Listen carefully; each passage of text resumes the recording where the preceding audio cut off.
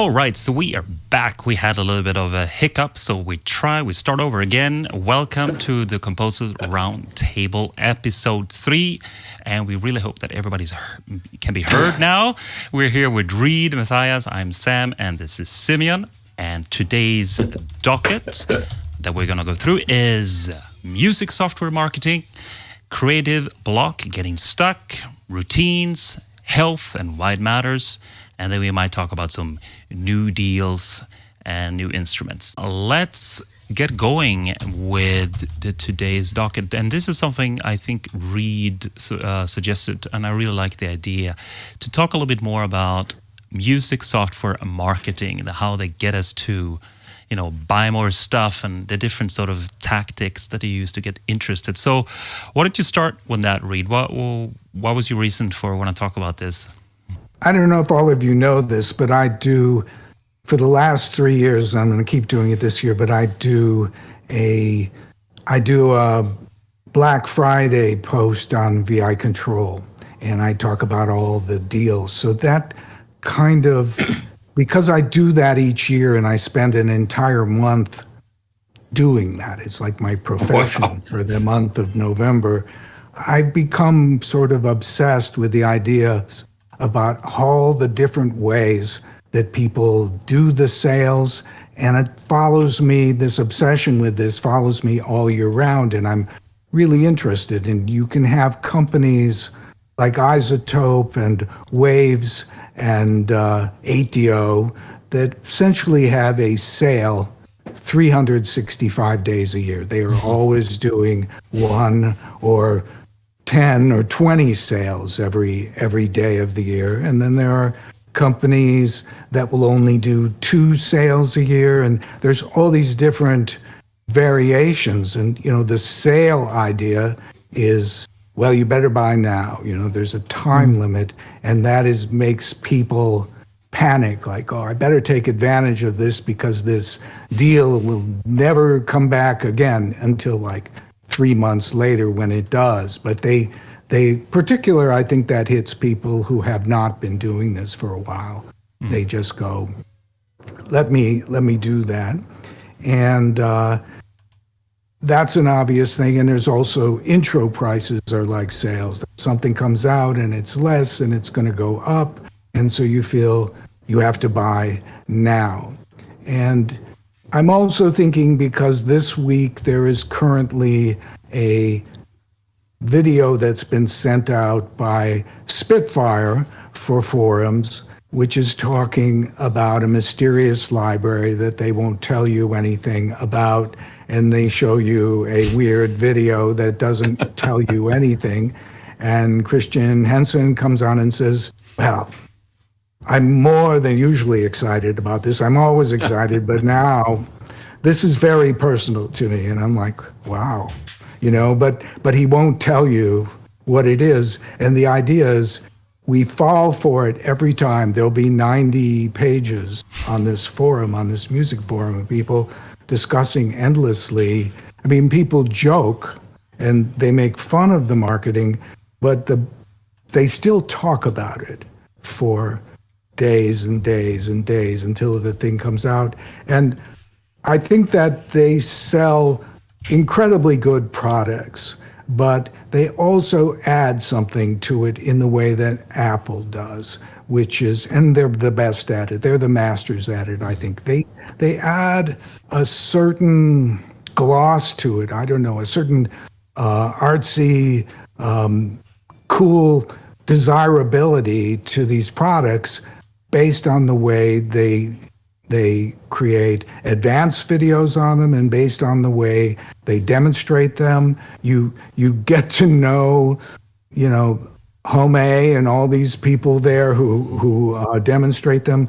So there is a whole kind of bouquet or something that surrounds these products before they come out. So I think that's something that's been on my mind, because they're actually doing it as we speak. Yeah, excellent. It made me also realize, it's true, everything you're saying, but it's also they're catering to a desire that we have that we can also talk about. What is it we think we're gonna get, by buying these products? What is it they're promising to us? And I can only speak for myself, but one of the reasons I've been so fascinated with this is because, I said in another podcast that I really like the idea of I have the whole orchestra in front of me. I can just create everything. It's all there. I can just play around and have fun. And I think in a way, if I'm honest with myself, when it comes to, I can start with plugins, which I don't buy too many now. I sort of had this idea that if I just buy that plugin, I'll just turn that dial and that button and everything will sound amazing. It will just be the best music ever. And I know, right, this is not true, but I noticed there's something in me that sort of has that idea. If I just have that plugin, then everything will be amazing. And when it comes to instruments, I think I'm also sort of looking for the perfect instrument. It's going to make it easy to write, and it just sounds so natural and so real, and I don't have to have a real instruments or whatever. So I just wanted to bring that in as well, that I think that there's a play between, that desire, at least for me. You guys can talk about what you read disappeared. And yeah, you had a call. You had a call. No I think one of the things that Reed was mentioning was the mystery that surrounds it. So they start like 2 or 3 weeks before something comes out, and it's like concentration. They just show you just a little bit. So it's the excitement of what you don't see is it's the anticipation. Oh, and then you get a little bit more. Oh my gosh, it's kind of, and then it creates that discussion. What is it? We thought, we come up with these crazy things of what this is going to be. And then when it comes out, it goes, it's just like, oh, okay. Ukulele library. Oh gosh, I've got 1,000 of those. So that is the danger too. So I guess it could be a ratio. So the excitement, you can build it up like this. You better deliver if you build it up like this, because if it gets to there and it goes, you're just shooting yourself in the foot. But I think it's the tease and the anticipation and the unknown that we fill in the blanks, so to speak. We fill in the blanks with what we want to see happen. And then the disappointment comes when that's not fulfilled. And in fact, this 621 thing that they're doing, it's got a little creepiness going on around it too. So it's a little weird. So I'm curious to what it's going to be too. But that's the thing. Even negative attention is, there's research that is done that people will seek negative attention, and it is just as powerful as positive attention. So even negative press is valuable to a company because at least they're talking about you.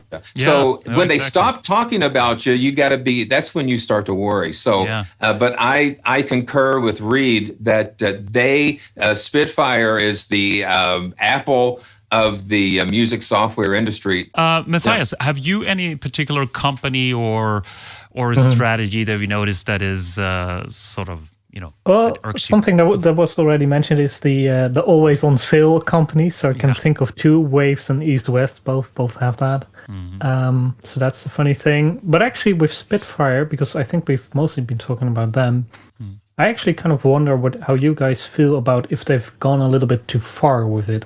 It's like they do it very well. I think we can all agree on that. But to me, it's become annoying, actually. And it's put me off for quite a long time from many of their products. I've just made the decision, like, I don't like the way they do their marketing, and I'm not going to look at their products anymore. But so that's personal, but... You don't want to buy it anymore. It's that way you feel like, I'm not going to buy it just because of that. Yeah, most of the time. And sometimes I will look at it. Like, for example, with the Abbey Road stuff, that's just very hard to resist. So I did look at that. But the other stuff, I feel, how many string libraries have they done? And how many more times can you be very excited about something? Yeah. And all the jokes about things being game changers and all that stuff. Because they're also so hyperbolic with their marketing. That's like, there's no room for them to go anymore. Yeah. They can't say, well, this time it's really game changing. Yeah, so Matthias, you're in the you're in the wah wah wah. You're in that camp. Yeah, see that, and that's the danger. Yeah, you can alienate people by doing that. I feel like we're different stages because I definitely been in love or whatever you should call it. So I got really mesmerized by all the companies in different ways. But I feel like I've come to a point on all of them that I know their tricks and I know what the libraries can do. So I'm not so much turned off. And I can give one example, for example, 8Dio. Nothing against 8Dio. I like them. But I have figured out, and this is hard to explain because it's really a personal thing, but I understand their videos really well when they market stuff now. And I can say, like, if it makes sense to anyone, I listen to what they don't show. That tells me a lot what that library is. And they're not lying, they're not bad, but I know what they don't show. There's a reason for that. So I listen to, like, if they show off a Legato, they do it in a very specific way, all kinds of stuff. So then I know more when I buy a library. I always say, actually, particularly 8Dio, if you hear something you like, then that library can do that. But if you don't hear things that you wanted to do, then don't buy it. It's like they're really, really specific, and they have excellent videos showing off their stuff, but they only really show exactly what you can do. So it's a good thing to look after, actually. Actually, the all sales, I mean, Waves, you said that. I feel like 8Dio is starting to do that since the last year or so. They have a constant sale, actually, now on things, which is quite good because I always thought they were a little too expensive. Considering that you have to buy the contact player in order to use them. Well, Waves is like now the $29 store of everything. Yeah. And listen, I remember when Waves first came out with their first plugins, and they were $500-600 for a compressor plugin. And it was like, oh my gosh. And let's not even talk about their Pro Tools plugins, which could have been $1,200 for one plugin. Unbelievable. And now everything's so saturated. It's $29. There is a great developer, Hornet plugins. He is a great developer, and he's like 60% off about every 3 weeks. So, but it just is a way that I guess he can keep. You got to keep cash flow going somehow, and so And 8Dio, I think I tried one of their solo violin libraries based on the video, and it was like. Wah, wah. And it's like, oh man. So I've been very cautious on where that 50% coupon is going to go. But I saw your video on your channel, Sam, which was just very inspiring. And I think you said that you used some 8Dio string libraries in that, and it sounded very good. Anthology, more or less. I have a few other small ones, but Anthology. When you say that, I really wanted to get Matthias in, but I just want to mention quickly another tactics, and then we can go over to you, Matthias, is that repackaging of libraries. I'm not against it because I understand it, but it's something you need to be aware of when you start to buying stuff, especially if you already have the products. I do have a couple more thoughts about specifically East West, because in terms of marketing strategy, they also had a very funny thing going where they had, I think it was with Hollywood Choirs, I still remember that quite well. They had an announcement of an announcement, which turned out to be an announcement of an announcement. And I don't know how many levels deep it went, but it went maybe 2 or 3, I think, where they announced. And also other companies, it's not just East West.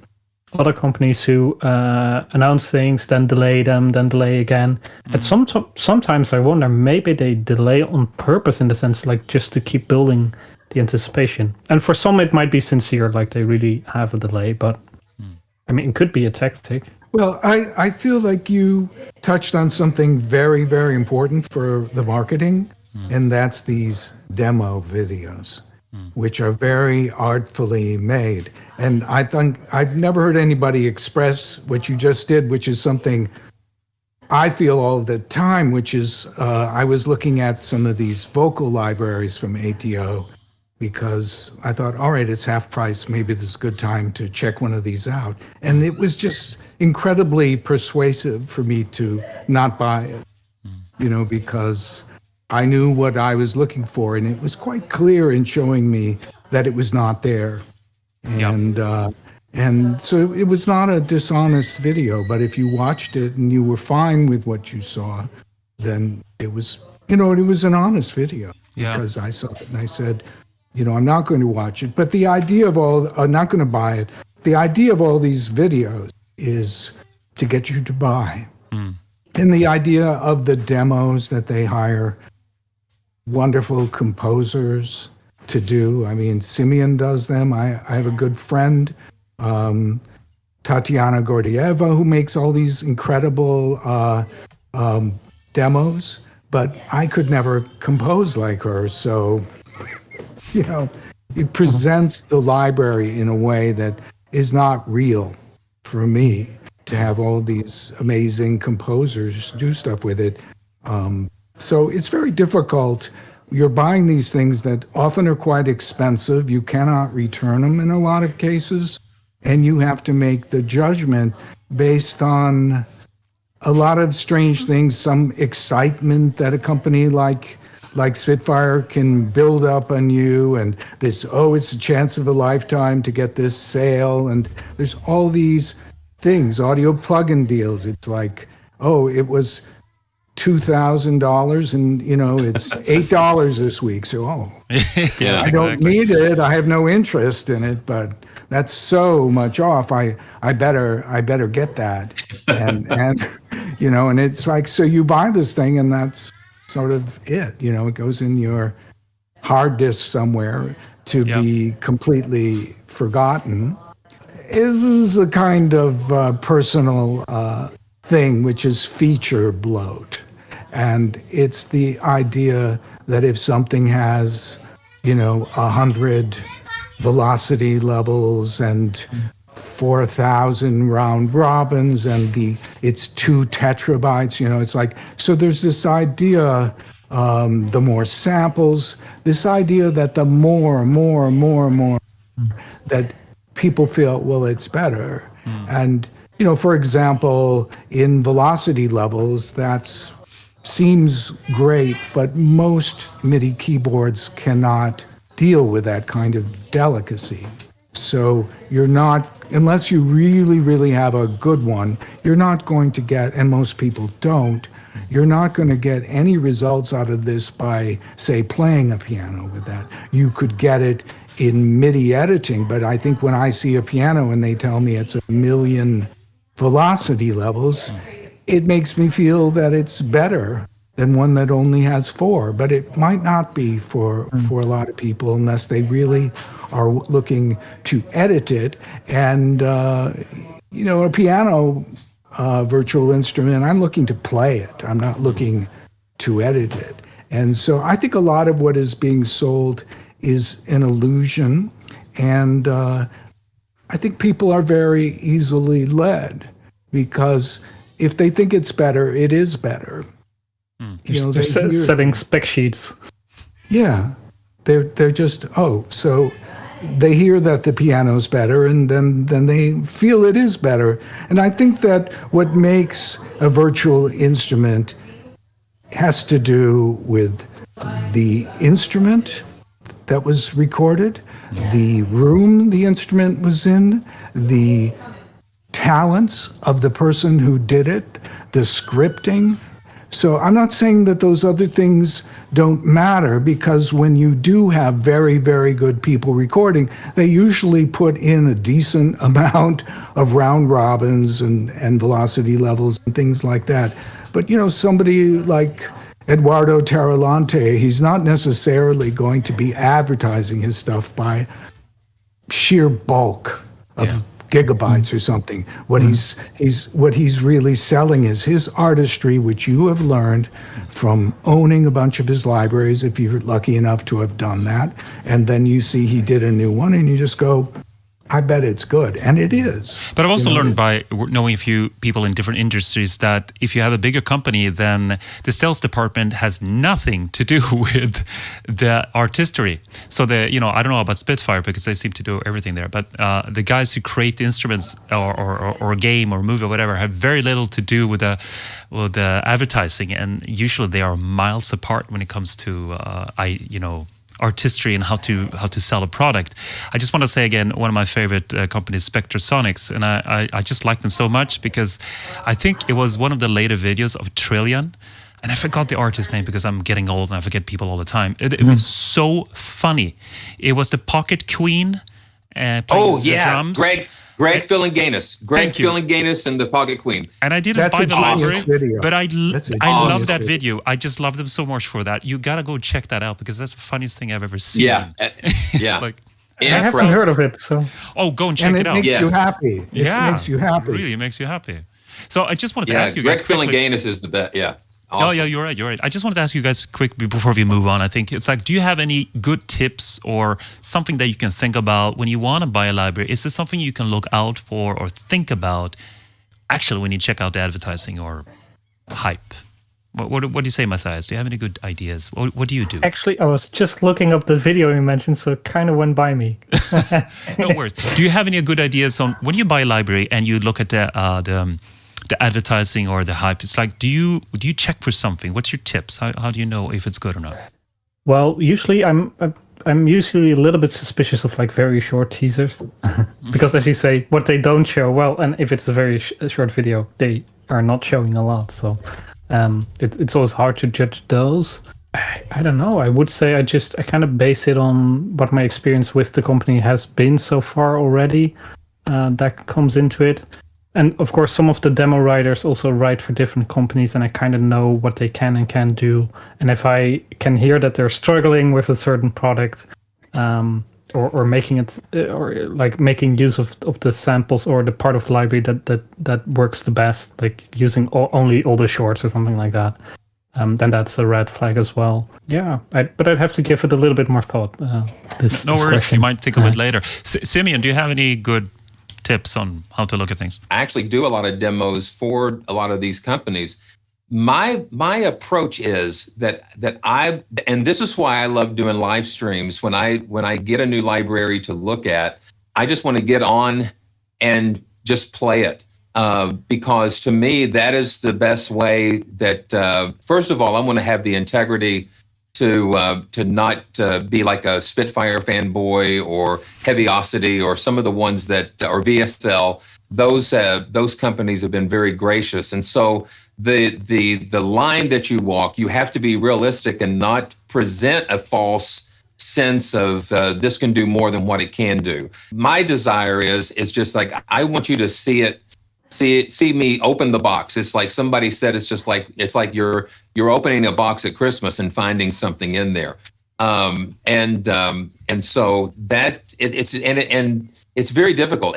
But like, I think I'm hearing a theme, as far as, Reed mentioned Eduardo Tagliarante, and then Sam Tagliarante, yeah. So, and then Sam mentions Spectrasonics. So you have histories with these companies, and so you know that you have a relation. It's all about a relationship. It's relating to the company, how the company treats you as a customer, how the product is presented, and how you're satisfied with the product. Like if you go to a restaurant and have a really crummy meal, evidently you're not going to go back to that restaurant, and you're not going to give it a very high review.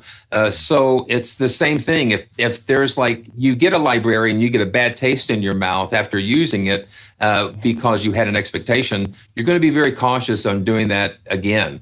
But if you have a great experience with a library, you're gonna go back. So like with Omnisphere and Spectrasonics, because you know that you're going to get the best steak in the house when they bring something out. But I was wondering, somebody in the chat here a while ago, I'm sorry we took a while to get to it, but David Anson Load, to Reed's point about feature bloat, perhaps the market is so super saturated that a developer feels is necessary to offer something different simply to get noticed. And I was just thinking about that as you were talking, Simeon, that some companies like, for example, Spectrasonic, who has such a good reputation, and maybe they're looking at their sales and they're like, yeah, there's nothing we need to do. We don't need to have a sale. But other companies are like, look at the figures, and they're just starting to get desperate. I don't know. I'm just guessing. They start to try all kinds of stuff in order to get noticed. Well, I think there are companies that bring out a new library every half hour. And then there are companies like, I don't know how fast ATO comes out with libraries, but pretty fast. And a company like Spectrasonics, where it's, the cicadas come out faster than Spectrasonics libraries. You're just waiting and waiting, and they do updates. Yeah. But how long has it been since Keyscape? 2016, I believe, is when true. Keyscape came out, and that's the last one. And and I'm of course dreaming of Guitarscape. I'm hoping they will pick something like that. And what's next? And so what will it be? And I don't know, but I'm assuming that there's doing something like Keyscape that will be spectacular. Yeah, that would be nice. Something I they don't discount, and so you don't have to worry. When it comes out, you just get it if you can, and you never have to worry. It's not going to be discounted, and with that name on it, you can buy it. And they do wonderful videos, but they're not really necessary for me. It's Eric Persing and his high standards and the people he brings around with him that are just, he cares about every single preset. Yeah. There's nothing he sends out there that is not really good. And I guess it takes a long time to create something like that. And Matthias is talking about cinematic studio series. I just don't have any worries when I have all of them. I have all the stuff. And when the percussion comes out, I'm not going to worry about it. The only thing that I'll be worrying about Your is whether fanboy. do I have money, at the time. I don't have as many. I'm not a pro, so I don't have a lot of string. I don't have a lot of orchestral libraries, but I'm just very happy with that one. And I think, Matthias, I think you like to focus on it too. I think you try to get the most out of it from watching your videos. Yeah, exactly. And with the Cinematic Studio series, I think it speaks to Simeon's point as well. You just sort of have established that trust. I think, I must have gotten Cinematic Strings 2, or sorry, not Cinematic, what was it called again? Yeah, Cinematic Strings 2, I think, was one of their first string libraries. And I got that, and I liked that, and I like the simplicity of it. They have the little blocks, the easy interface, which they also have with the current series. And I think Alex Wolbank, who's the developer, has just really proved that he has a very good quality assurance. And like Reed, I don't worry about getting it. So at that point, because I've seen with all his previous products that they work for me at least. So I think a basic thing is if you will, there's people will not release a product until it's ready. And having done a web business once, one thing I found out was that you could get it like 70% of the way in a few months. And then it would take you a year to get it to 90%. But then to get it that last 5 or 10%, that was another year. And I think a lot of people, when they're involved in a business, they're just going to say, I'm going to send this out. It's got problems in it, and we'll do an update or something like that. We'll fix it when people complain about it, or maybe they won't fix it when people complain about it. And I think when Alex Wolbank releases a library, it's ready. It's not. I think that's one thing we know about him, and that's something we know about. We're not going to hear, if we get a new library, if we're lucky enough to get a new library from Spectrasonics, you're probably not going to hear somebody coughing in the background on one of the, who's not going to hear chair creaks and things like that. Nothing like that is possible to get by them. They're going to triple, quadruple check everything. Yeah. And so it takes a lot of time to take software and get it that last few inches to the finish line. That's one thing I learned from this business I did. And you think, wow, if you can get so far along with it in 2 or 3 months, this isn't going to take any time at all. Yeah. exactly. on how it works. Yeah. So I just thought, I don't know, I thought I should just share my ideas on how I purchase libraries or anything like that, or if I do, and see what you guys think. And I generally say, don't do it. No, but that's my first advice. No, but really, check your stuff first. I mean, if you are completely new and you have nothing, then obviously you need something, but just really double check you. Maybe you have it somewhere in some big library, you know, maybe you can already do this stuff because it is that, oh, I want this new feeling. So that's the first thing I would do. Then the second thing, don't buy something that just came out. Really don't. I mean, if you do YouTube like we do, then maybe we get review copies and all that and sort of a privilege doing that stuff. But otherwise, don't ever. Don't pre-purchase. Don't get it immediately unless you know it's amazing. You've checked it out and it's a reliable company or whatever. And be careful with companies that have a lot of design. Like really like fantastic interfaces and buttons, and it really shines, and there's bells and things going on. And my favorite example is Performance Samples. Look at their interface. You can't get more boring than that because they put all the resources into the sound, for example. There's nothing wrong with a nice interface. I like it too. But, just think, what are they spending their money on? And they have all these videos and these famous people coming over or whatever. I'm not going to name companies here, but I know there's some companies who are in the chat. That turns me off. They're just, saying things. Also be aware of sponsored videos. I mean, if you do a review, that's one thing. But if it's a very obvious sponsored video where they're just the YouTuber sounds almost the same as the company, be careful. And my last tip again, look for what it doesn't do. Those are very good points. What do you need? Yeah. And if you need what you don't hear, then that library is not for you. Even if it sounds amazing doing everything else. I can give a personal example, and I was very happy I got this library, but I was given an example. I have Enceladus by 8dio. I love that library. I think it's absolutely fantastic. It's one of the best choir libraries I've ever gotten. I was so happy when I received it. But it is incredibly specific. It does one thing very well. So it doesn't do the other things very well. But anyway. So if anything, going back to like use what you have, I was the music director at a church, and the drummer comes up to me and he says, "Man, I want to learn how to play the bass guitar." And without any hesitation, I said, "Well, when you master the drums, I think that would be a good idea." Mm-hmm. So it's like we're buying new. I think we're looking for the gold at the end of the rainbow, the pot of gold, and it's like if I buy this library, that's going to be it, and then it's not it, and then we have terabytes of space on the hard drive occupied with all of these libraries that we haven't touched in 2 years.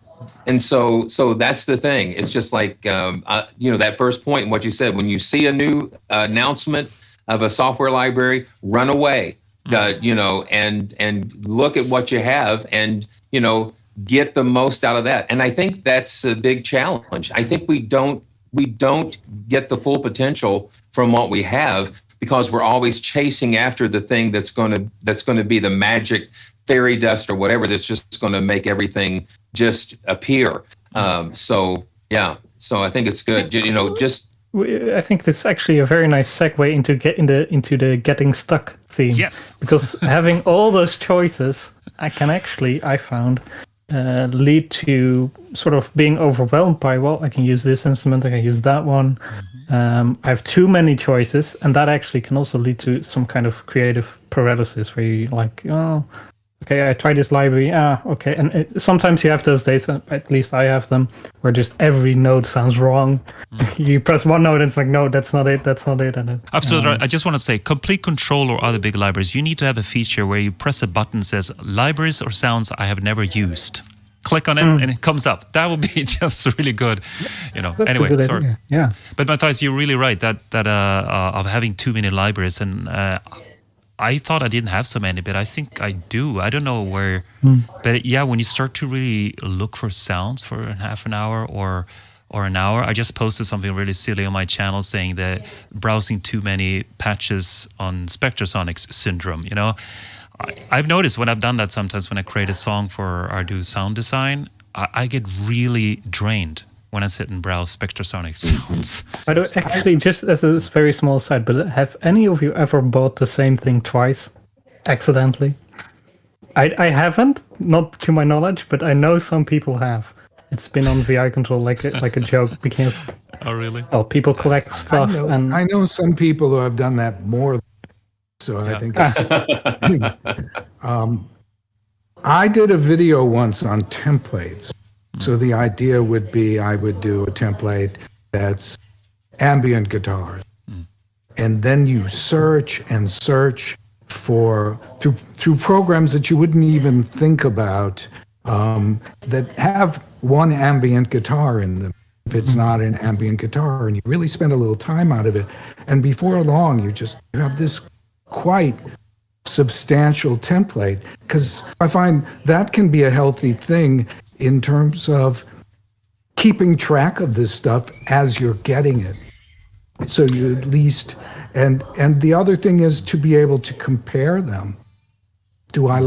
Which one do I like better than this? And quite often I'll find when I have many things that I'll always choose Omnisphere for a sound. And that shocked me because before I started doing the templates, I hardly used Omnisphere at all because the idea of searching in Omnisphere was too overwhelming. So I just wouldn't find things. But Reid, And would you so- say that template is a way of that you don't get stuck? So you create these templates and then you don't have to later on do all that searching so that you can go directly and just play with. Is that what you mean? Yeah, you know how in Cubase you can load up a template and then you can do it really quickly and then you can grab one of the tracks out of it. So if I need something, like I need a pad or something, I just load up the pad template and I load it up like 6 of them. So there's no searching. There is a great deal of homework involved in that. But I actually, that's another, it's a nice procrastination thing for me. I actually enjoy the process of making these templates. I really enjoy them. Do it. I play with these instruments I discover. And so I would say a template helps me. And the other thing is to every now and then do a little shopping for the instrument you already Yeah. pretend like you don't own it and then start watching the videos and looking at the marketing for it and just see if you can get yourself all excited again about this thing that you've already paid for.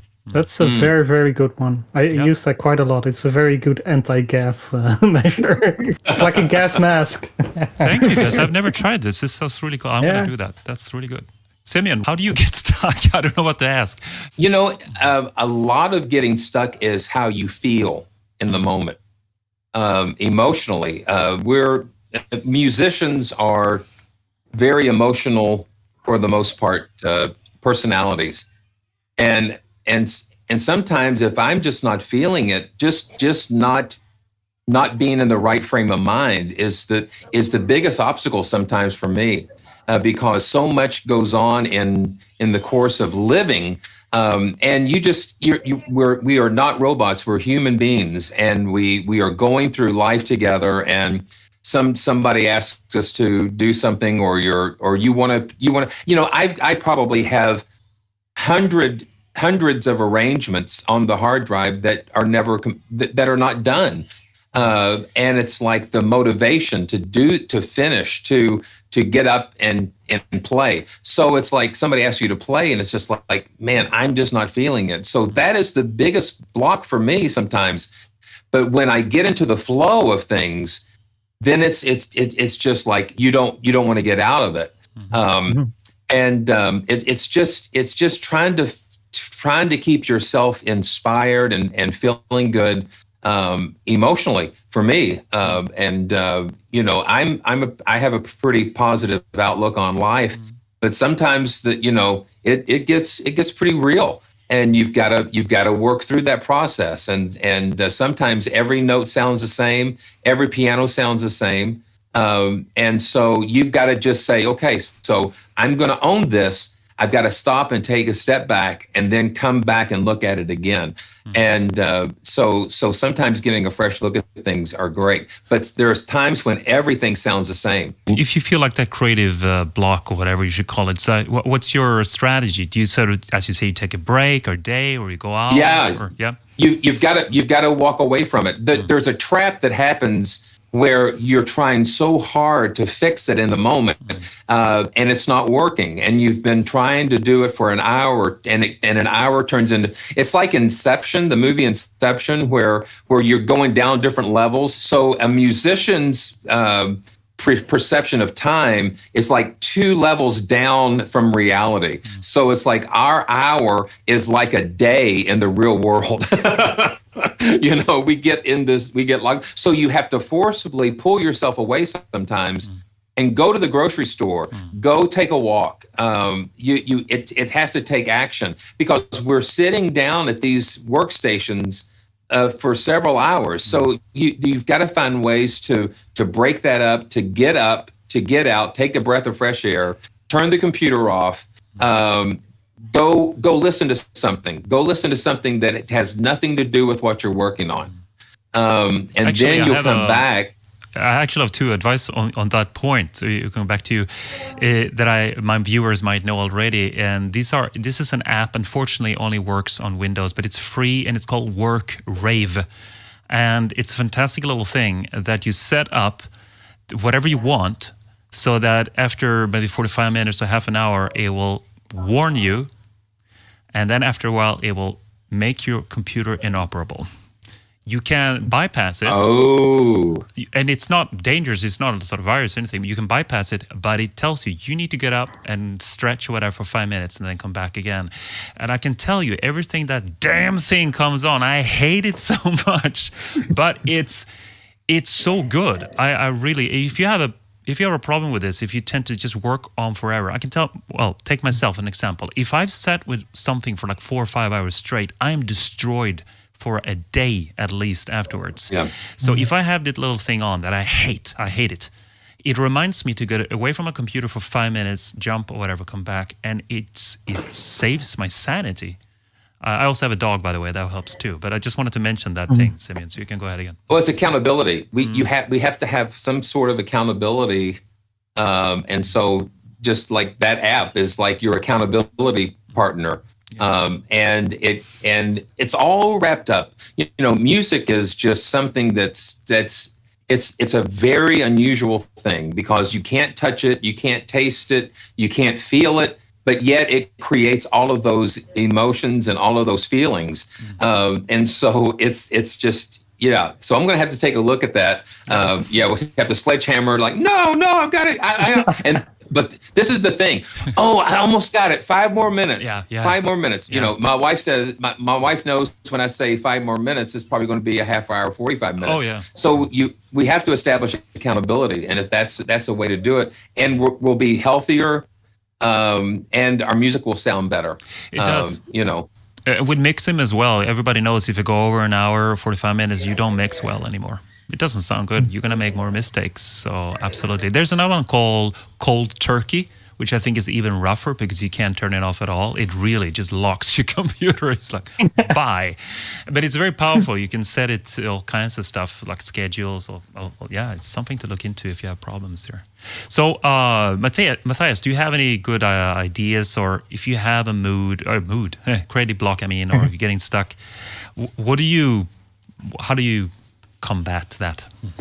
Oof. Well, I think most of the points were already mentioned. So like stepping away from it, which I actually don't do all the time. So I should be doing that. I should be installing one of those apps I think, because I very much recognize the thing where you get in a flow state and you feel like I have to really do it now because I'm going to be out of my flow state in like 3 hours. So I have to get it done before those 3 hours are up.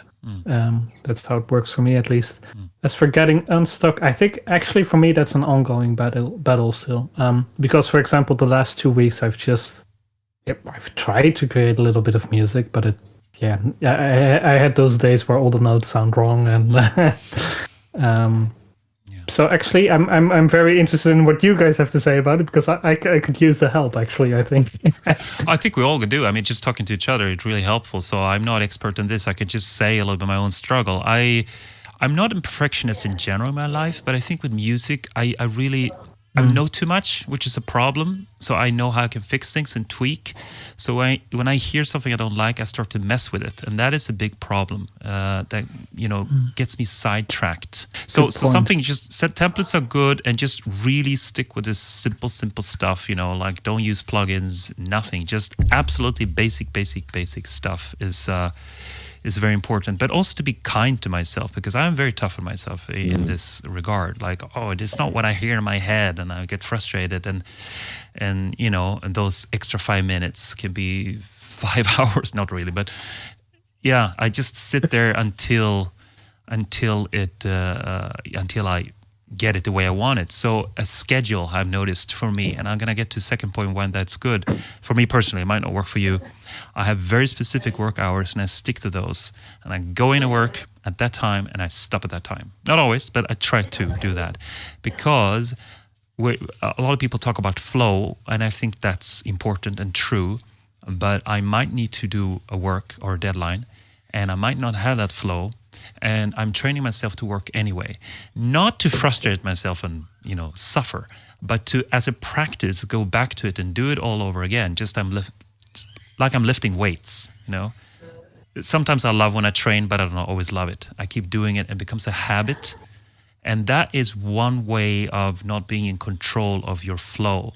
So like I can only compose if I am in flow. Yeah, but maybe you're only in a flow on August 13th. I mean. There's something about having a practice so that you might get into more flows, basically. If I can break in on a point you mentioned about knowing too much, that actually triggered something for me where I think, well, maybe I do know a way to get unstuck. Because I've noticed that if I sometimes listen back to my own stuff from years and years and years ago, when I knew a lot less, that actually, I sometimes, like most of the thing isn't that great, but then sometimes there's a little idea in there that I think, that's actually a pretty good idea. Because I didn't know any better, basically, I was just free to create at that point. So sometimes listening to really, really old stuff can actually get me going for. Do you know in Zen, the Buddhist Zen, there is it goes like this: in the beginner's minds, the options are endless. In the experts, there are few, because when you're a beginner, you try everything, right? If you're an expert, you're very limited. So. Right on. Yeah, exactly. I also feel that the digital world, it was supposed to make things easier for us. And the tools actually, because of what you've expressed about giving you infinite options, they actually make things harder. And also clients and people, or maybe ourselves, we're not willing to accept anything that's less than perfect. I work as a writer, where I used to, and long ago I would sit and focus my mind, and then I would type on a typewriter, and changing it after I typed was very difficult. You had to use whiteout or whatever like that. So the writing would happen in your mind, and you would stick to it. You would do a good job figuring out what that was going to be, what that page was going to be. But as soon as you could have the computers and rewriting, then you can endlessly rewrite the sentence. And a DAW is like that too. You can do endless revisions on the notes, on the CC editing. You can change the instrument to one of 1,000 other instruments. You can put all these different effects on it. So you could work on one song or one piece of music forever if that was something you were crazy enough to do. I agree. There's no end to it. There's auto-tune. I mean, there are other tools too, but I was thinking, the perfect singing, as we call it. It sounds too perfect. I've taught voice for a while, and I've noticed a lot of students have very strange ideals in what they want to sound like. So yeah, I think that's another sign of that. For sure. There was a singer that said I've trained myself to auto tune myself. Okay. It's like, oh my gosh, it's like so. Yeah, it's just like so. We've come accustomed. You know, people don't know what real singing is really like because everything has been so processed. So it's like I can sing like I've been auto tuned. That really struck me so funny. And I mean, this was a serious vocalist, but to hear him say something like that, it was like that. It just is like, meh, no. While I'm thinking about it, Brian Eno had these cards. I can't remember the cards about creativity or coming up with like it's like a deck of cards that you can you pick up and. There's an app. I used to have this. I forgot it. There is. You can get it on the iPad or iPhone. Oh, it's a great one. I forgot what it's called, but someone has to look it up. It's gonna take me a while to find it, so I don't know if I could. But yeah, you just pick a card and it gives you some inspiration or something or an idea. Yeah. Oblique Strategies. That's the one. Yes. Oblique Strategies. That's an excellent one. Yeah, that's really good. I used to have that. But I just wanted to say some far out things, you know, just some far out ideas, like play with, you know, this hand, you know, with one hand behind your back, you know, jump on one foot and sing in A flat, you know, something, but it's something to kind of shake you up and take you out of that comfort zone, you know, put you on a different track. Restrictions is what you remind me of, Simeon, when you say that. It's really great. I just say, if you have an orchestra, you know, just write a song for tambourine and bassoon, you know. It's going to be difficult, but hey, have at it. You know, that it's funny sometimes, or just have a specific meter. I saw a video, I forgot who it was, where they could only use the Lohengrin scale. I mean, it's, you know, stuff like that. It can be very funny, actually. I've noticed, for me personally, when I write music to a melody I didn't create, I come up with 3 billion ideas. I don't know what that is. I think it is because I want to be too perfect with the melody. But if somebody else created it already, I'm limited to that. So then I'm just having fun. So for me, sometimes I think I might have the same thing, because all three of you have created a melody for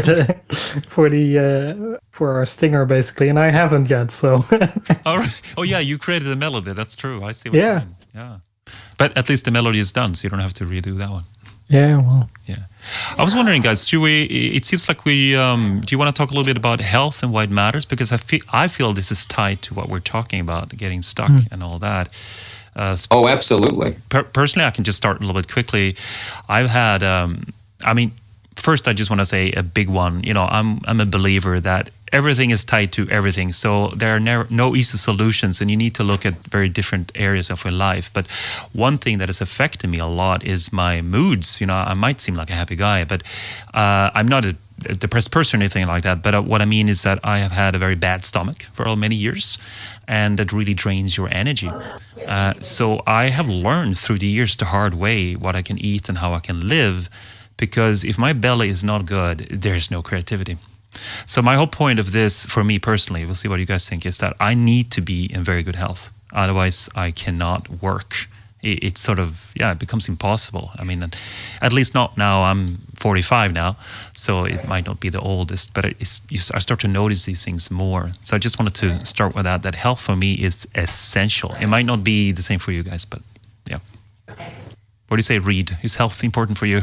Or you can eat and drink whatever you want? You can still come. I'm a lot older than you, and what happens is certain things start to go.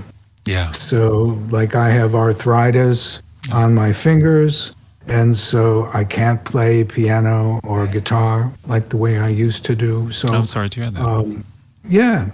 But you find other ways to make music. If you're held back in one way, then you just take a different path.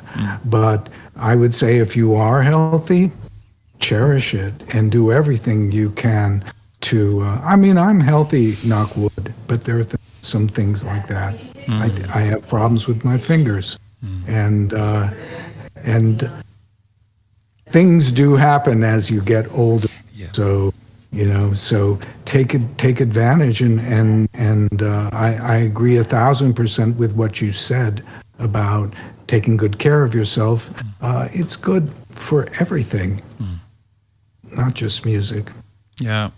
Just remind me, my father is a very skilled guitarist, and he couldn't play for a few years. Something happened to his fingers, and I don't know how he solved it, but it had something to do with stress and other things. I mean, also age, obviously, but he managed to calm down and feel less pressured by making music, and that actually helped a little bit. So anyway, it just reminded me when you said that.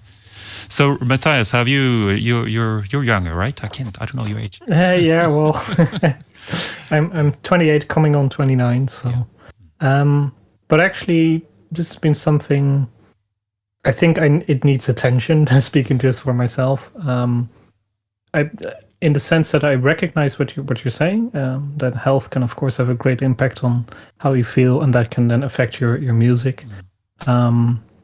So I recognize that part, but also recognize that it's something I probably need to address a little bit in my life, especially now with the corona. I've really noticed like how much more lazy I've gotten because of all the working from home, and you don't see people as much in real, in person anymore.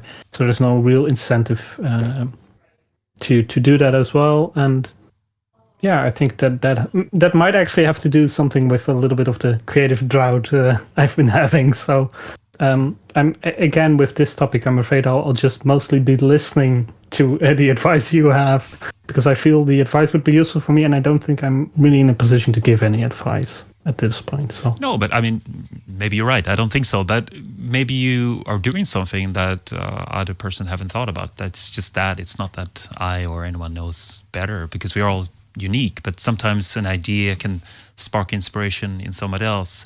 I just wanted to mention briefly, I don't know how to do this, but I really want to create a video where I go out and do movements silly movements from a superhero movie.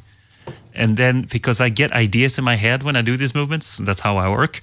So I just thought, as a fun inspiration video, like show people that if you move in a certain way, you will get music in your head that you don't get by sitting still.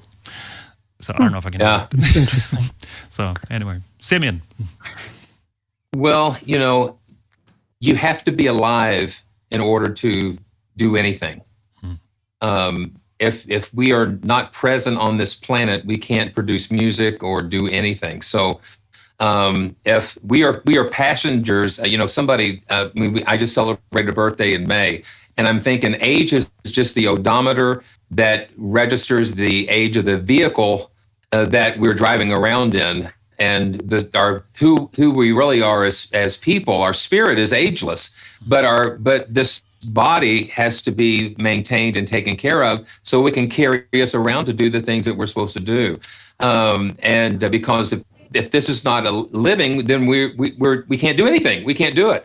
And the thing is, it's the attitude that we're indestructible. It's that indestructibility syndrome.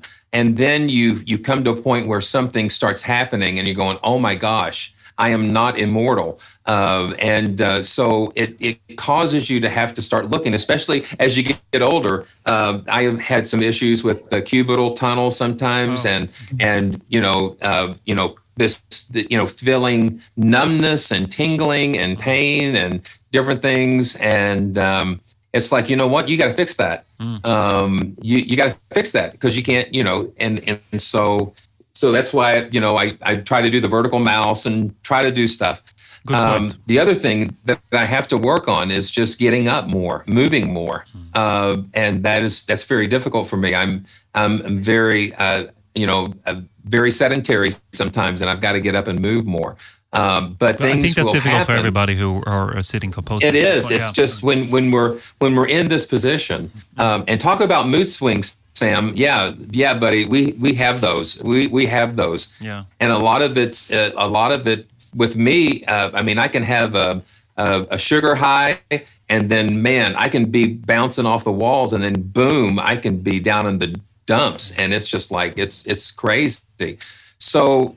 Learning about yourself, knowing yourself, knowing your body, and then like you were saying, when you're dealing with these issues, Sam, when one part of the body suffers, the whole body suffers with it. You can stub your toe, and your whole body's going to suffer with it. So I think it's just very important, right? Especially Matthias. Right now, you have the opportunity to start good habits and things. So we're not 20 or 30 years down the road going, oh my gosh, I can't, I can't believe it, And time moves so quickly, you don't realize it. Yeah. You don't realize it until something happens, and so you have a pain or you have something bumping or a blood test comes back. Those are like those warning lights on the dashboard saying, you know what? You gotta take a look at this, and I think it's interesting with this roundtable. It's like an interesting accountability. It's like to have other people that we can talk to and share these real life experiences. Because if we're going through it, we're not the only ones. Being able to share like this is very cathartic, very important. So, I'm going to try to walk more so I can feel better, because you can't compose if you feel crappy. It doesn't happen. It won't happen. And it can be very difficult. For example, there's some great views there, Simeon, and it reminded me, for example, I just wanted to say again, this is also very personal. Because, for example, I realized I can't drink coffee, and oh my God, I love coffee, and it's sort of, I put it in my veins almost, like a syringe, because I love it so much, and it gives me that creative spark. I never taken drugs in my life, so I don't know, but for me, coffee is almost like cocaine. It just gives me so much juice, and I've realized I can't take it because I crash from it. And I destroy my belly. Some people can handle coffee great. But for me, it was just, even though I love coffee, I have to realize I cannot drink it. And after 2 weeks, because it took a while, I can tell you, I feel much better. So you have to be open to what that is. And it can be very different for everybody. And it can be a pain in the ass to find out what it is. I was a vegetarian. I realized I have to eat meat. Also very difficult. So I'm quite extreme. I'm not saying in my ways, but I find out that I had to make some radical changes. But that might not be the case for you. But to just have that awareness as well, if something's not working, if you're feeling, it can be that you're just not creative in that moment, obviously.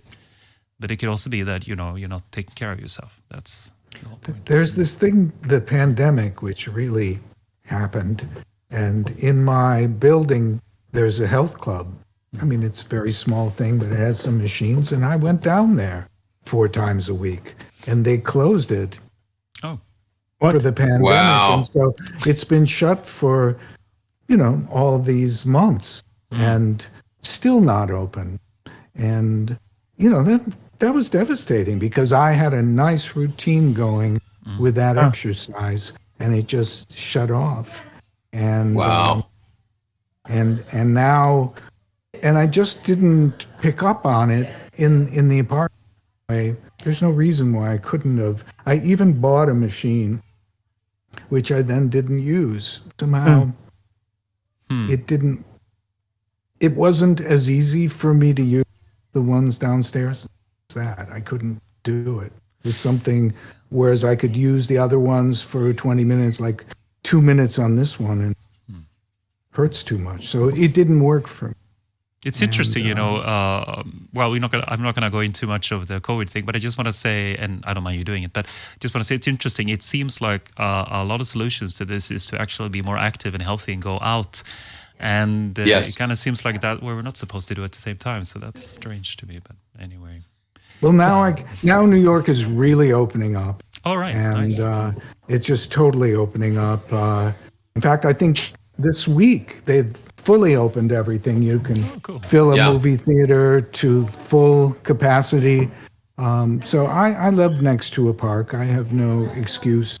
And I'm glad that you picked this as a topic, because I do want to get up each morning and go to the park, that kind of thing. It's easier when it's nice out also. Yeah. But, there's some alarm here, so I don't know. But also try it in the night. Sorry. Yeah. Go ahead. No, I want to say I actually thought of maybe one tip I can share, and that is for the longest time I thought I was like a night person who I had to work at 3 a.m. Or some crazy hour past midnight to get things done. But then I realized actually I'm just a very, very early bird, and just waking up early actually helped me a lot with the creativity. Yes. Just having that moment in time where you cannot be disturbed. And also just getting into the habit of waking up early I think it really helped. It helps with my mood for the rest of the day. Like it carries through. Yes. So that's an excellent point, Matthias. It's something I discovered myself, and it's different for everybody. When is the best composing hour, and to stick to that. It can change, but I've also noticed it's in the morning. So that's a very, very good point. Thanks for sharing. Oh, my dog is having fun here. I just wanted to say one thing I've noticed also that you can try is to put your body in different states, and there are many ways to do that. And I don't mean drugs, so you can try, but I don't mean that. For example, I meditate, which you can try if you want to, or I move my body, and I guarantee you the ideas that you come up with when you do those things, when you put your body in different states, are very different than when you sit down in front of the piano. There's nothing wrong sitting in front of the piano, but just try it. Like if you've jumped up and down for a few times, or you sat still for a moment and you have a recorder and you record the ideas that come to your mind, then I guarantee you they're completely different. So that's interesting. It's fun also to get you motivated to actually, I'm not saying I do tons of exercise myself, but it could be a motivation to do that. Seriously. Well, neurologically, you're in the same position, so your brain is getting the same signals constantly, all the time. So your brain is very bored. It just is just hearing the same things over and over again. And so when you, like you said, move your body a different way, so your brain kind of wakes up and says, "Man, something different's going on," and so it cascades into other things. So that's interesting. Yeah. So that's why they say if you're driving, if you have a commute to work, go a different way, because we tend to fall into going the same way over and over again, where we could almost drive with our eyes shut, which I don't recommend, by the way. But you get into habits, and habits turn into ruts, and ruts are no good. Ruts are very bad for creativity. So turn left where you would normally turn right. Shake things up a little bit. And I think with your suggestion of movement, it's sending get different input into your brain, your sensors, your senses, your smells, and like what Reed was saying, here in Kentucky, everything's opened up. All the restrictions have pretty much, they're all, gone. And people are actually like, it's incredible. We went to the zoo and it's like, there were so many people there. You have all of this pent up anticipation, and now it's just like it's like unleashed now. And so everybody's now is trying to do as much as they can to sort of make up for what they didn't get to participate in during these lockdowns and restrictions. So so get out and walk, make some music. I think Beethoven and the composers, they were listening to the music of the spheres.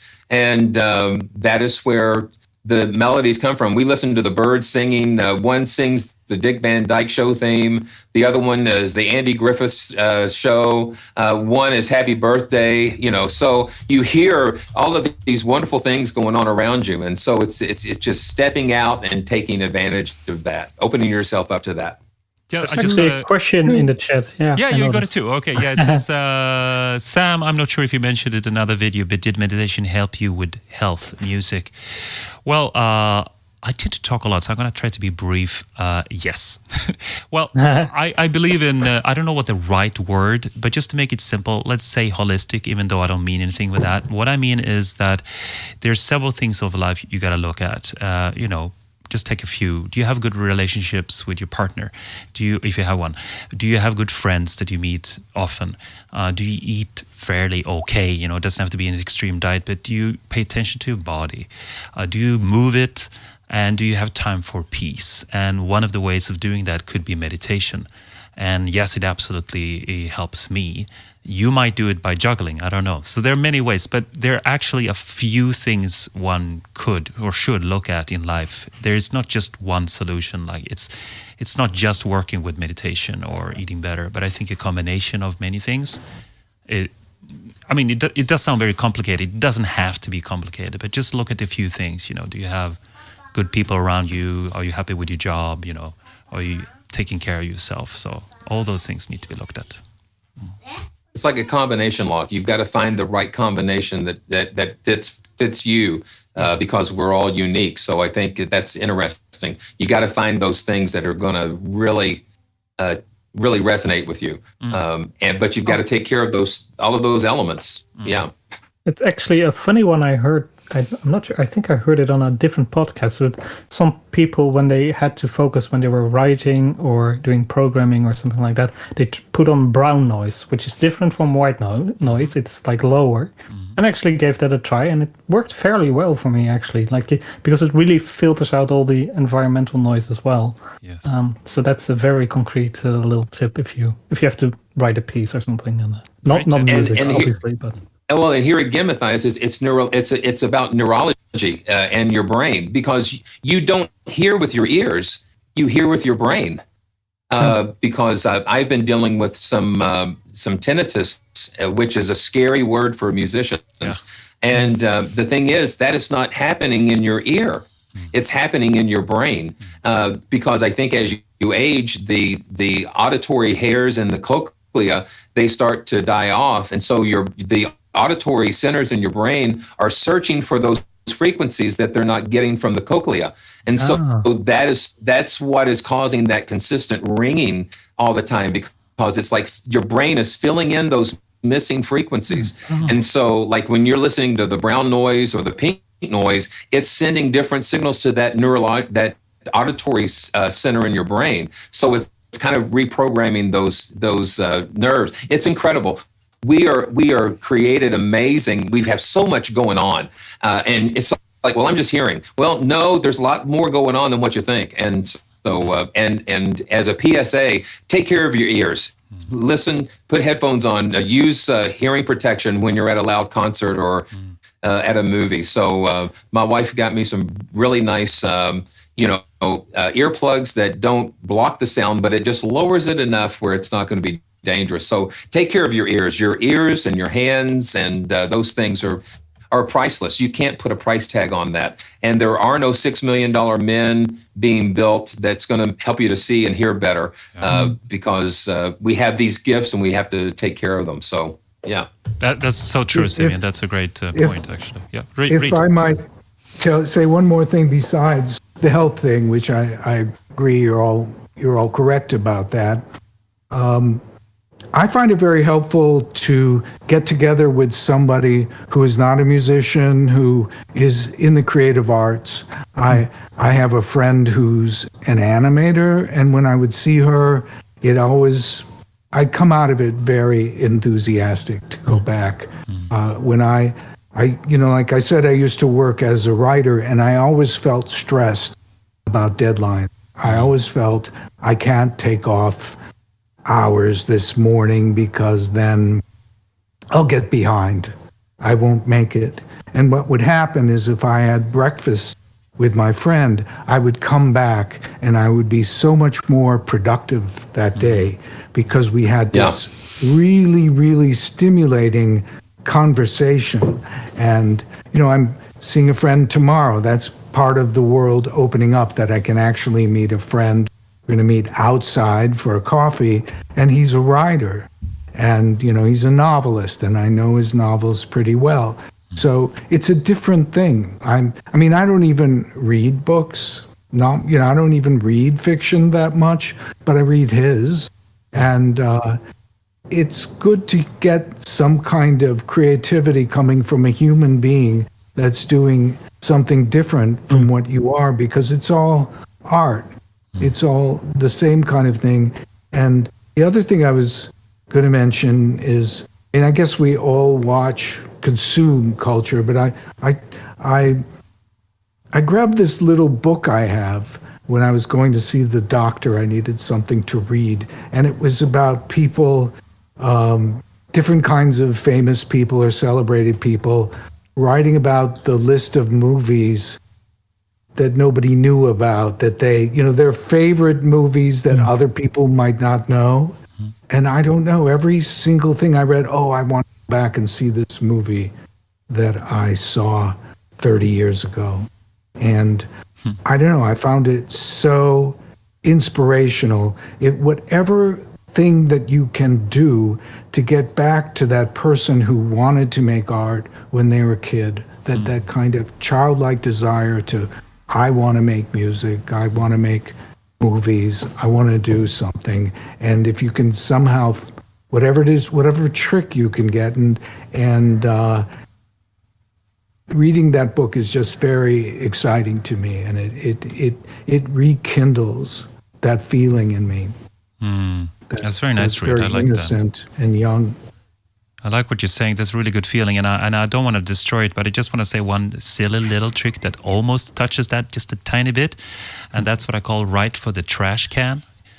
Something I learned from a writing course. I'm not good at writing, but basically you write, or in this case music, you write the worst piece of music you can. You just like really shitty music. And I say try that. Enjoy it. It's fun. It will surprise you. Just write bad music. I think if you, as a writer, I always like to write, so if I would sit down and I would write something and I wouldn't worry about whether it was good. And I would generate a ton of stuff. That's what I always did. And then I would look at it as an editor and start removing the bad stuff and getting down to what was good and then fixing it. But while I was writing, I tried to not stop myself from just writing, just generating things. I tried not to do any editing while I was beginning the first run through. I don't think that's probably a good habit for music, but that's the way I did that. Maybe, but perhaps in terms of trying to break through a block, maybe you don't have to go so far as to try and write something bad, but maybe just to be able to write without worrying whether it's really good. Yes. And just keep going and to keep playing and to keep composing, and then later come back. Well, you're absolutely right, Reed. It's just a funny trick. It's something I use also when I teach voice. I say, is somebody always worrying about singing in tune, then I tell them, sing out of tune as much as you possibly can. And so by some magic, they sing perfectly then, because they don't care anymore. So it's just a trick to get you out of that. But while you said that, that's a tip, that writing just Great. for wherever. I used to do that. You would just write without stopping, correct anything. I used to do it for half an hour or something way back. Just whatever. I was like, I don't know what to write. This is boring. Whatever you write, just do that. And I always wonder how you could do that with music. You can improvise on a piano, right? Sure. But if composing music, I always wonder how you could sort of just write music without stopping. I'm sure you can, but I haven't figured out a way. So if you guys have any good ideas, let me know. I think it's a little bit question. more. I think it's more practical to write something and not stop because you think it sucks. Put something down and go, all right. Not like stop yours. Like I'll tell you, I wrote a little thing for my world video, and I put it down, and it wasn't good, but I wrote it and I said it, and then yesterday I think I redid it, and I'll walk away from it and I'll come back to it again and I'll redo it. But it didn't. First one didn't have a melody. The second one did. So I was willing to write this little piece, and I think that adds to maybe the most important thing I would say about getting through writer's block, and that's called a deadline. Even if it's a fake one, right? Isn't that true? My little videos create all these little deadlines where if I have a little piece, and I don't write on the level you guys do, but I have to write something. And so it has to be written. Something has to be written, and it might be a 6-second piece, but I have to finish it, and I have to go back. And this piece I will keep going back to it until it's done. Well, there's the song a week or a song a day or whatever you feel is possible. That's a good challenge you can set for yourself. And you're absolutely right, Reed. So you could maybe, if you find somebody and you say, I'm going to write the piece and I'm going to send it to you on Monday at 10 o'clock, whatever it is, right? And even if it sucks and it's half finished, you send it anyway. It's good if you have people you trust, but don't just send it out on internet. That can be bad, but unless you feel very brave. But otherwise, that could be fun to do. I do feel that this particular podcast for me is tremendously healing, because I asked a question very early on when we first met, and I said, how many people do you have in your town? or that you see a lot that has this particular interest in making music with a computer. And, you know, I know musicians, but this particular hobby, and I've known 3 or 4 people, but I don't see them very often. And so the idea to be regularly, at least every 2 weeks, we get together and we talk about these issues. To me, this is awesome. I mean, it's so special. I mean, we take part in forums and things like that, but this is very, very different in terms of how great it is for me. Oh, nice. We're right back. So at glad to hear that. What? That's great. I said I'm so glad to hear that. Yeah. That it's it's valuable to me as well. But yeah, I can only agree. Of course. Guys, this is really nice. I was wondering, unless you have something else you want to mention, we should go on. We have been at it for 1.5 hours, which is pretty good. Yeah. So I thought the last thing, or the last 2 things, do you guys have anything you think is worth mentioning? Maybe there's a new instrument or something funny that happened within the music world, or something that you want to share. Table's free. No, I did get the Cinematic Studio piano. I think I talked about it last time, like I didn't have it, but I have it now. So Yeah, I tell me got about that one, and Second. it's nice. I feel it's the main reason I got it is because of the Project Colossal thing that I mentioned at the start, because that template required it, and also it's incredibly cheap. So Yes, it is. I But does it have still the same like the quality? Simple Sam one better, but it's good at what it does. It's a very okay piano. But it fits the same quality as the other libraries, you think, or Yeah, it works well with the rest of the series. yeah, maybe I'll. Simeon did a pretty lengthy stream on the Heaviosity library Ascend, which I think is pretty good, and people would do. You know, I think it's something I would recommend people watch. And I think that library was when I started doing piano libraries, and I think I did like that. That's like I did like 4 videos on just that one piano. But but each time there's just something new that comes out, and you know, Heaviosity's got that DNA. They just have that thing in all of their libraries, so it's a lot of fun. And I've still got to check out the cinematic piano as well. It's a Yamaha C7, I think. And actually, if I remember correctly, the last episode you were talking about a particular brand of Bosendorfer or something that you really liked. The 280, the 280 BC. Yeah, so I think that might also be the reason that I might come across as not all that enthusiastic about the cinematic piano. It's because the Yamaha. How many round robins does the cinematic piano have? I don't know off the top of my head, but it's the Yamaha. I do know it doesn't have relief samples. Yeah. Yeah, there's a very bright sound, and the Bosendorfers tend to be like a little bit warmer. Yeah. And I think I gravitate more towards that. So that might be the reason that I. Well, the C7, I was just going to Go say ahead. it's a very simple library, which Yeah. is why I like it compared to.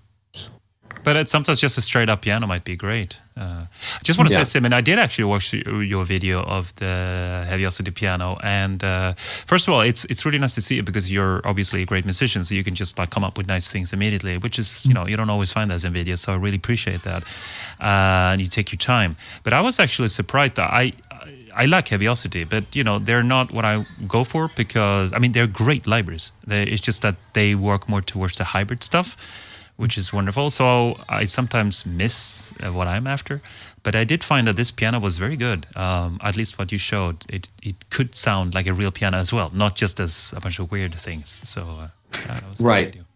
Yeah, they started with that Steinway D, and I think that was a good start. And then they just branched out and did all this other crazy stuff.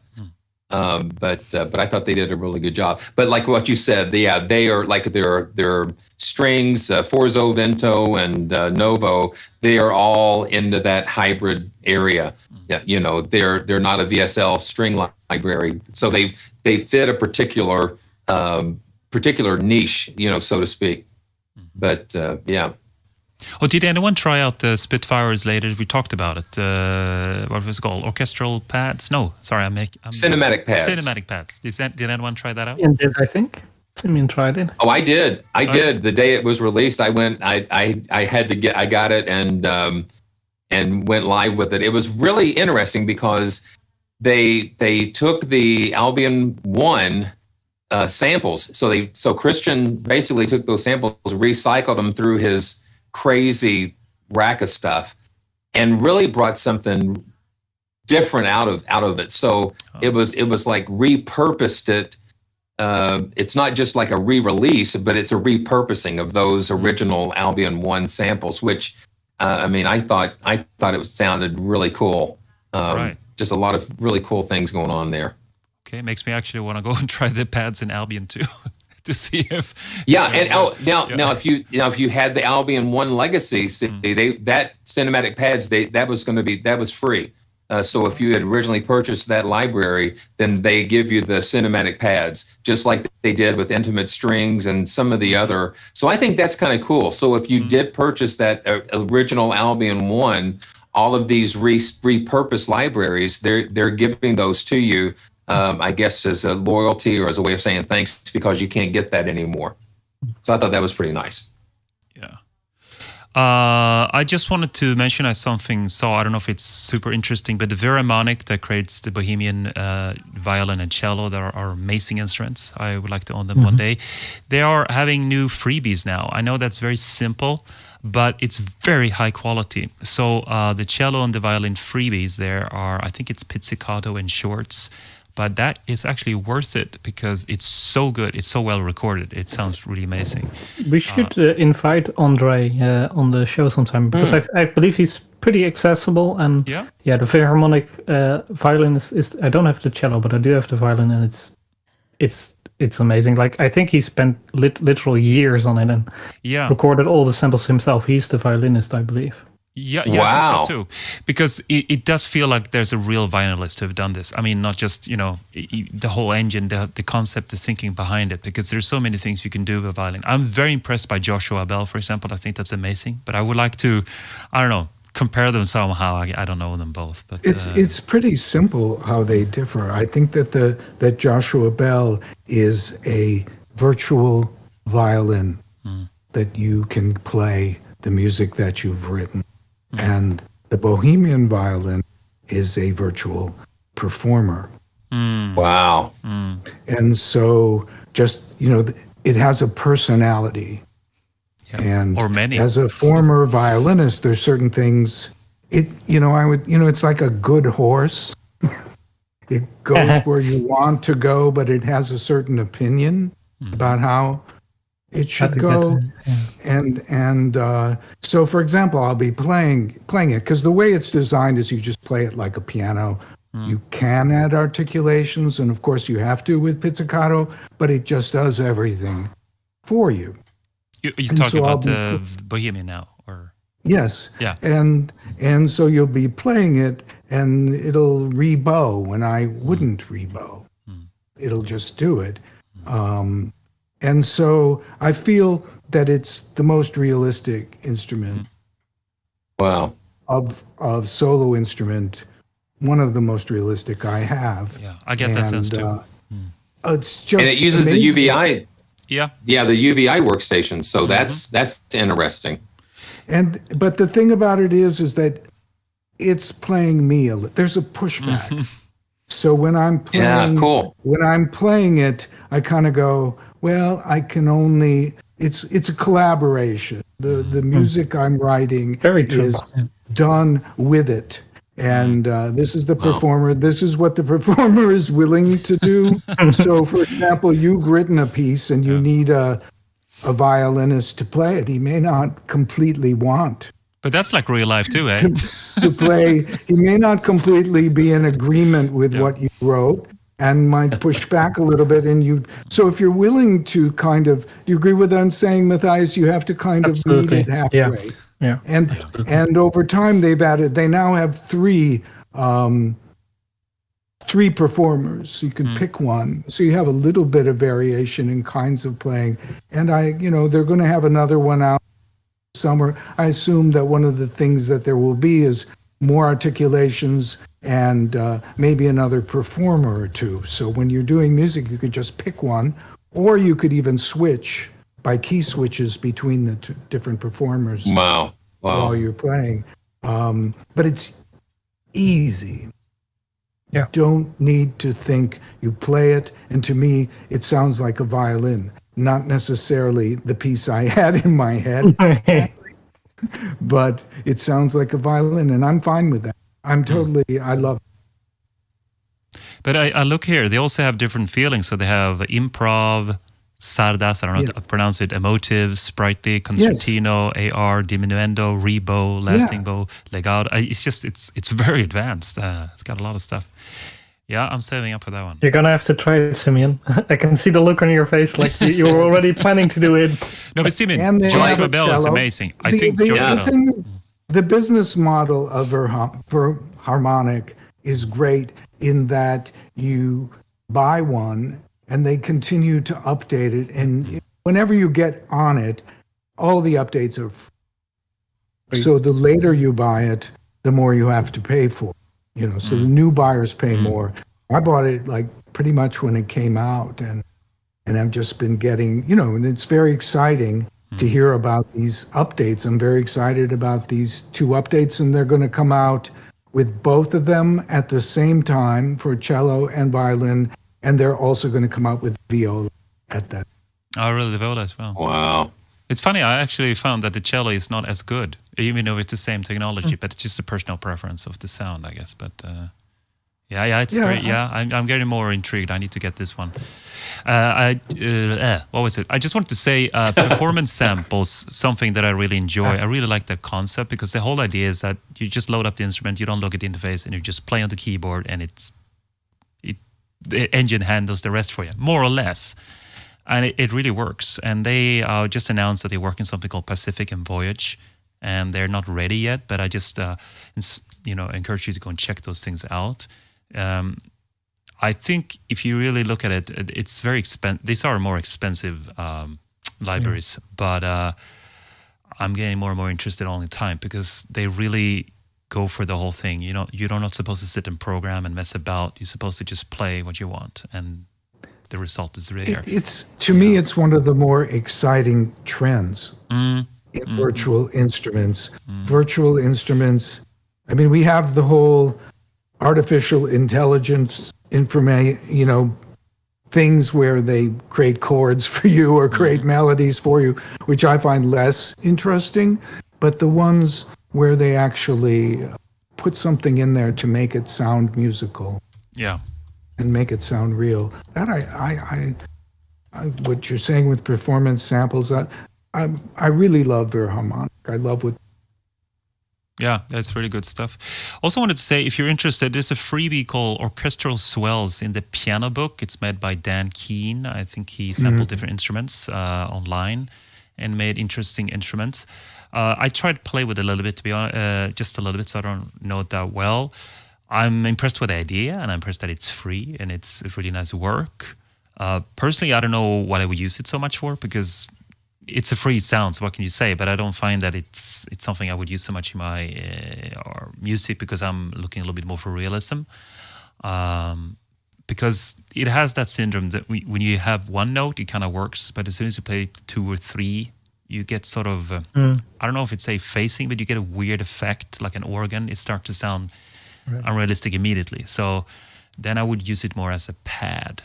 But hey, it's piano book is amazing. It's all free and it's worth to check it out. And I'm impressed. I don't know how to do this stuff. So kudos to Dan. And you can tell that he's a violinist because the violin samples, they are a little bit better than the other ones. So yeah. There are all these standard string libraries that I have.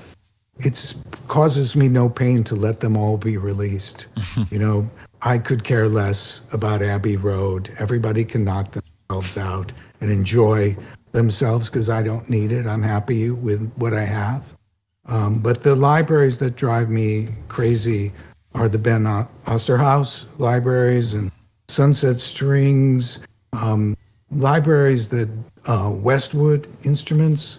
There's a slightly off-kilter approach to it, and I find those kinds of instruments irresistible. They're the ones that make me buy because they're not just another string line. Well, something if different everything that works out, fascinates. Ben might be a guest in the next podcast. We'll see. Ooh. I'm going to talk to him again about that. But yeah. Anyway, that's pretty much what I have there. I was just going to ask you again, guys, are you doing anything this week that you would like to promote? Any video you're releasing or anything you're working on? Matthias, do you have any video coming out or anything you would like to talk about? Oh yeah, that's a very good question because it's been quiet. No, so as I mentioned, the Project Colossal has kind of given me a few more new ideas for my own little project. So I have the perfectionism thing going on probably where where I've already made a few videos, but now I kind of want to redo them before I release them because of the new inspiration.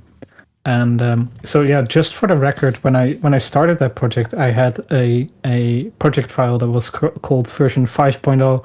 I'm now at version 9, I think. So I keep going, but I should probably release at some point, and just because that's something we discussed today.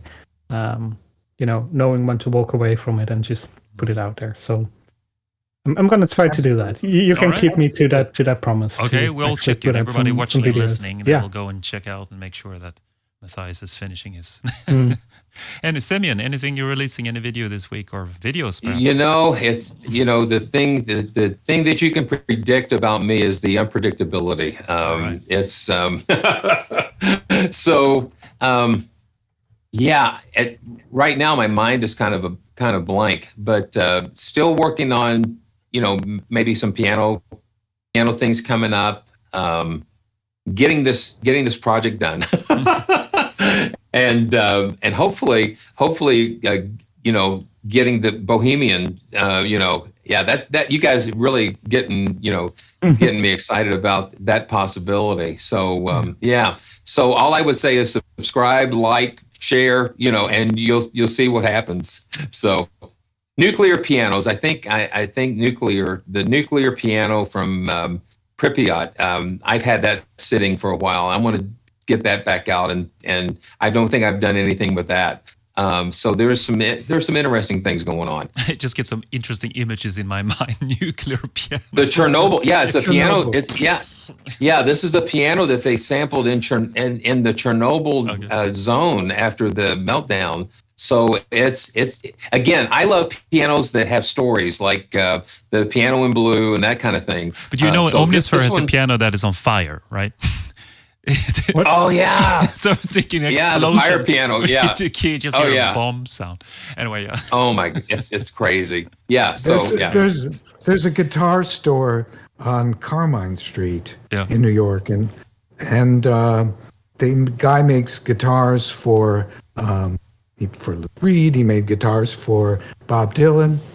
And what he would do is he would go and get wood from the Chelsea Hotel and these kind of historic places with a lot of memories for people. And he would take these boards. When you went in there, all this old wood from these famous places in New York, and he'd make guitars out.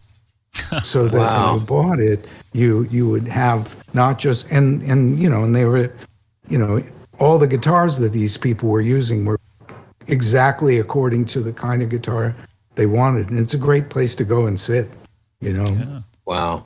and try out his stuff. Sounds fun. Reed, do you have anything on your channel or any old video, but anything you would like to share that you think that we should check out? Old video. Just doesn't have to be new. I think I'm immersed. I have to edit this video that I told you about world music. I have another world music one I want to do, which will be about why I prefer the term world music to ethnic music. So that'll be the second one, making that case. I've kind of made a decision to not do any more tutorial videos because I think I'm really bad at it. And so I want to stick to what I think I do well, which is offer my opinions on something. And the other thing that's been going on my mind is I think that my videos, I started seriously doing videos a year ago, June last year. And first ones I wasn't in them, and then there started to be this tiny little read in them, like a green screen, and just the kind of streamer read about an inch high. And finally, I got the nerve to look, show myself in the videos. And it just was a long process into figuring out what it was that I was going to do. And there was a desperation. I just didn't feel people would keep watching. So I put a lot of jokes into it and a lot of special effects. I'd blow myself up all the time. Figuring get a read on you, as you call it, yeah. If I did that, then maybe people would keep watching. And I think is the first video in that I don't care. But I just do want to say though, and I understand that that's kind of nice when you can relax like that, and I need to do it myself. But I just want to say though that you can tell that you know what you're doing. It's very high quality videos. I've checked you out. Everything sounds good. Everything's well edited. It's just like, wow. When I checked them out, I really enjoyed just watching even your jokes and everything, because it's just very well done, Reed. So I really recommend to check your videos out. And also, it's very nice to hear your opinions. You have some experience that other people don't. So yeah, I highly recommend your videos for sure, for anyone. I think it's just that I don't, who knows what you do. Never say never. But I feel like I just want to do it and not worry. If I look at the analytics and 20 seconds in, everybody turned it off. I want it to be about what I have to express. Yeah. Hopefully that will be good enough. Oh, yeah, of course. Well, personally, what am I doing? I have made the video already. I'm releasing it tomorrow, Thursday, I think it is. I decided to just try something different. I'm not as good player as Simeon, but I just had fun, just took my piano and I played a little bit just for fun. Ended up playing a little bit before I actually got to my video, but and then I'm just working, showing you what pedaling is. It's a very, very simple concept that everybody knows, but I'm just showing how you can think about it and how you can apply it to your orchestra. Just like, because it's one of those simple things that if you don't know what to do in a section, just do some pedaling. You can really get some mileage out of that. You can even create simple variations instead of, just doing the same chord progression. Put this, just one bass note and play the same chord progressions over that, and you have something different. So I just tried something different there. So you can try that out. Just wanted to say, everybody, please share and like. Subscription is nice because then you know when the next live podcast is coming, because we do this live. But otherwise, share and comment and let everybody know. Post it anywhere. And if you're listening to a podcast, we would really appreciate it if there's a possibility to do so. I know on Apple Podcast you can rate us. That would help us a lot, so more people can share these content. And if we have more people coming, then maybe we can have more in the chat if I don't screw it up as I did in the beginning and lost all those viewers, so we can interact more and get more interesting questions from you. Then I would just say thank you very much for joining and watching and listening and sharing and all that, and we will see you in 2 weeks and hopefully with a guest then, so that would be even more interesting. So take lots of care until we see you next time.